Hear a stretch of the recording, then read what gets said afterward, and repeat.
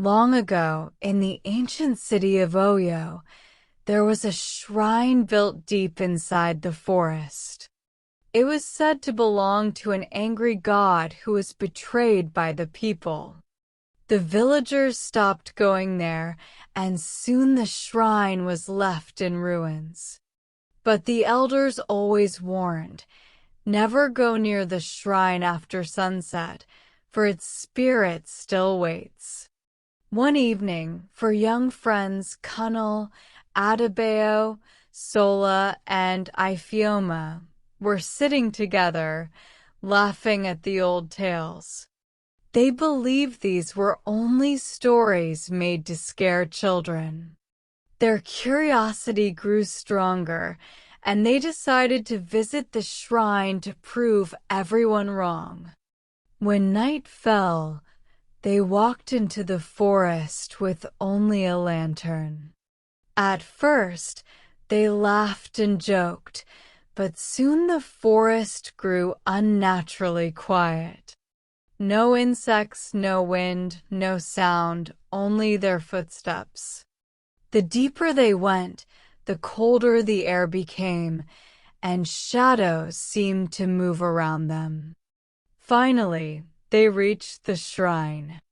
Its walls were broken, and strange carvings covered the stones. At the center stood a tall statue, bound with an old rusted chain. Adebayo, being the bravest, touched the statue and pushed against it. The chain snapped with a loud crack. Suddenly, a strong wind blew, their lantern went out, and distant drums began to beat in the darkness. Fear struck their hearts. Whispers called their names, though no one was there. Pale faces appeared between the trees. One by one, the friends vanished, taken by the curse.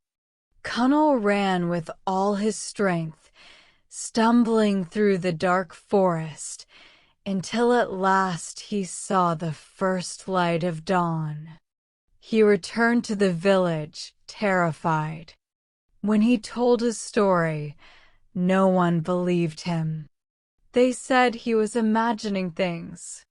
But that night, as the moon rose, the villagers heard it too, midnight drums echoing from the forest, calling from the cursed shrine of Oyo. The city of Oyo was full of stories, but none more feared than the tale of the old shrine. It was hidden deep in the forest, covered in vines, and forgotten by time. Children who played nearby were always warned never to go too close. The elders said that the shrine belonged to a god who had once protected the land. But after being betrayed by his own people, he cursed the place with endless darkness. In the marketplace, elders often told the story. They would sit in circles, their voices low and serious. One man named Baba Tund, the oldest in the village, spoke with heavy eyes. The shrine is not empty. Its spirit is awake. At night, you may hear drums, though no hands beat them. If you enter, the god will follow you home. And once he follows, he never leaves. The younger villagers laughed at these warnings. To them, it was just another ghost story. But the elders did not smile. They knew people had once gone missing, hunters, farmers, and even travelers who never returned. Their bodies were never found, only strange marks on the ground near the shrine. Every year, during the festival of Ogun, villagers left offerings of food and drink near the forest edge. This was not for the gods of harvest, but for the cursed spirit of the shrine. It was their way of keeping the anger quiet, of keeping the spirit from stepping into the village. But as time passed, the new generation began to doubt the tradition. They asked, why waste food on old stories? Their disrespect grew, and the warnings were slowly forgotten. Still, Baba Tund would sit under the baobab tree, watching the forest with worried eyes. He would whisper to anyone who listened, "The shrine does not forgive." And one day, the young ones will learn this the hard way. The elders of Oyo had warned again and again about the cursed shrine, but the younger ones did not believe. To them, the old stories were only made to control children. Among these young people were 4 close friends, Kunal, Adebayo, Sola, and Ifeoma. They were full of energy and always looking for adventure. One afternoon, as they sat near the village square, the group began talking about the shrine. Adebayo laughed and said, "How can a broken statue harm anyone? It is just stones and dust." Sola agreed, saying that fear only lived in the minds of the old. Kunal, the quietest of them, was unsure, but he did not want to seem weak in front of his friends. Ifeoma, the boldest of the 4, challenged them. "If you are all so brave, let us go tonight. We will see with our own eyes." The plan was set. They decided to sneak out when the moon was high.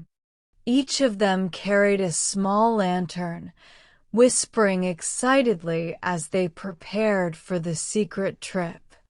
Kunal's grandmother noticed his strange behavior and asked where he was going.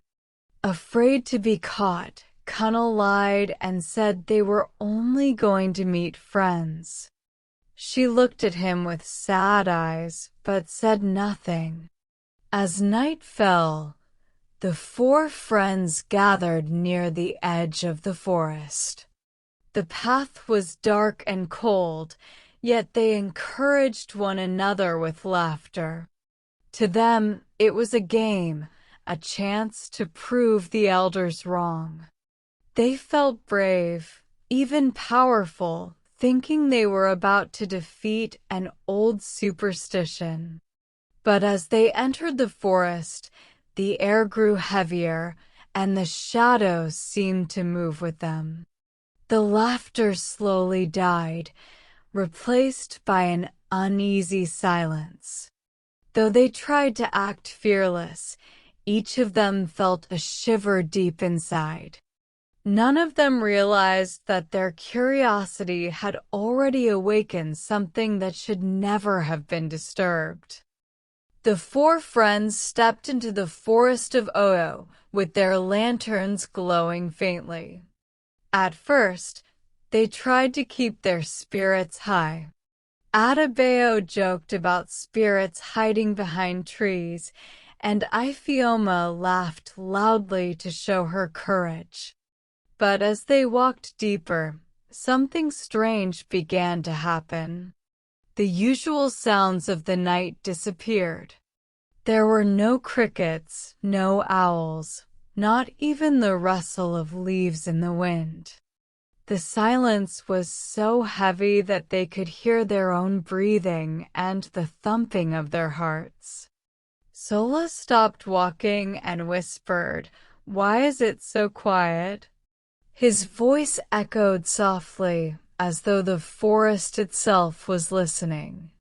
The path grew darker with every step. Their lanterns gave only a weak glow, barely enough to see a few feet ahead.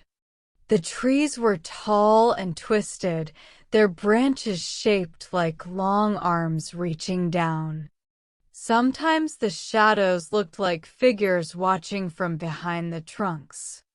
Each time they turned, nothing was there, but the feeling of being followed grew stronger. Connell felt his skin crawl. He wanted to speak, to tell them they should go back, but fear kept his mouth shut. The silence pressed against him, making it hard to breathe. Adebayo, still trying to be brave, said, "It's just the forest. Stop imagining things." But even he could not hide the trembling in his voice. As they walked on, a sudden gust of cold air passed through the trees, though the branches did not move. The lanterns flickered violently, almost going out. The group huddled close together, their footsteps quickening. It felt as though the forest was alive, watching them, testing them, waiting for them to reach the cursed shrine. By the time they saw the first glimpse of the broken stone walls in the distance, their laughter was gone. Only fear remained, heavy in the air of the silent forest. At last, the four friends stood before the cursed shrine of Oyo. The broken stone walls were covered in moss and strange carvings. The air around the place felt colder than the forest outside, as if the shrine carried its own shadow. Their lanterns barely lit the ruins, and every flicker of light revealed shapes that looked like twisted faces on the walls. In the center of the shrine stood a tall statue made of black stone. Its eyes were hollow, and its mouth seemed frozen in a scream. Around its base lay an old chain, rusted and cracked, as though it had been placed there to hold something in. Ifeoma whispered nervously, "Maybe we should not be here." But Adebayo stepped forward, determined to prove his courage. He placed his hand on the statue. The stone felt strangely warm, like living skin. Adebayo laughed nervously and pushed against it. Suddenly, the chain snapped with a loud metallic crack. At that moment, the air grew thick and heavy, pressing against their chests. The forest that had been silent now echoed with the sound of distant drums. Boom, boom, boom. The rhythm was slow and deep, coming from nowhere yet surrounding them. The ground trembled lightly beneath their feet. Sola dropped his lantern in fear, and the glass shattered. Darkness swallowed half the shrine, leaving only a weak glow from the remaining lights. Then came the whispers, soft at first, then louder. The voices called their names, each one spoken in a tongue that felt ancient and heavy with power. The friends froze in terror. Their hearts raced as shadows stretched unnaturally across the shrine floor. The statue's hollow eyes seemed to glow faintly, and the air smelled of burning incense mixed with blood. In that instant, they realized the stories were not lies. The shrine was not abandoned. They had awakened something that had been waiting for centuries. The moment the chains snapped and the drums began to beat, the shrine of Oyo came alive with terror. The air turned icy cold, and the shadows on the broken walls began to move on their own. The four friends stood frozen, unable to understand what was happening. Then the whispers grew louder, calling each of their names one by one.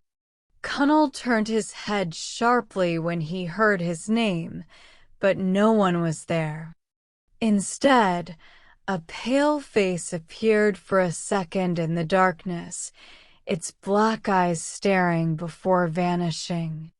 Ifeoma screamed when she felt something cold brush against her arm, like a hand made of smoke. Suddenly, the forest outside echoed with footsteps. Dozens of them.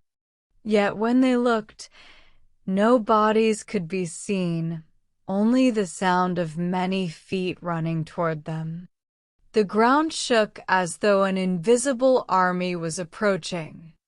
Adebayo tried to stay strong and shouted, "It's not real. It's only fear." But even as he spoke, blood dripped from the statue's mouth, running down its chest. His voice cracked, and he stumbled backward. Then the drums grew faster, boom, boom, boom, echoing like a heartbeat. The shrine was filled with screams that did not belong to any of them. Long, ghostly figures with hollow faces appeared between the trees. They did not walk, they floated, moving closer with each beat of the drum. Sola panicked and ran toward the forest, but his lantern went out, and within moments his scream pierced the night. Silence followed. He was gone. Ifeoma fell to her knees, trembling, unable to breathe as the shadows circled around her. The curse was no longer sleeping. It was awake, hungry, and claiming each of them one by one. Only Cunnel, terrified and shaking, still stood, realizing that their foolish curiosity had opened a door that could never again be closed. Cunnel stood alone inside the cursed shrine, his lantern trembling in his hand. The others were gone, taken by the shadows and swallowed by the whispers. His breath came fast, his chest tight, and his legs weak. Yet something inside him screamed, "Run, now, or you will never leave." He turned and dashed toward the forest path. Behind him, the drums thundered louder and faster, like a furious heartbeat. Boom, boom, boom. The sound followed him through the trees. Every shadow seemed alive, stretching out like black hands to grab his arms and legs. He pushed forward, stumbling and falling, but never stopping. The forest no longer looked familiar. The path twisted unnaturally, as if the forest itself was trying to trap him inside. Strange faces appeared in the branches above, watching him with hollow eyes. Whispers filled his ears, some in languages he didn't understand, others speaking clearly in his mother tongue. "Cunnel, stay with us, forever." He cried out, covering his ears, but the voices only grew louder. Cold fingers brushed against his neck, and for a moment he felt a shadow cling to his back. With all his strength, he forced himself forward, running blindly toward the faint light of dawn. Finally, he broke through the trees and stumbled into the open field near the village. The first rays of sunlight touched his face, and instantly the whispers vanished. The drums stopped. The shadows melted back into the forest. Cunnel collapsed to the ground, shivering, his body soaked in sweat and tears. When he told the villagers what had happened, no one believed him. They said fear had played tricks on his mind. But that night, as the moon rose over Oyo, the people heard it too, the slow, distant sound of drums coming from deep inside the forest. The cursed shrine was awake again, waiting for its next visitors.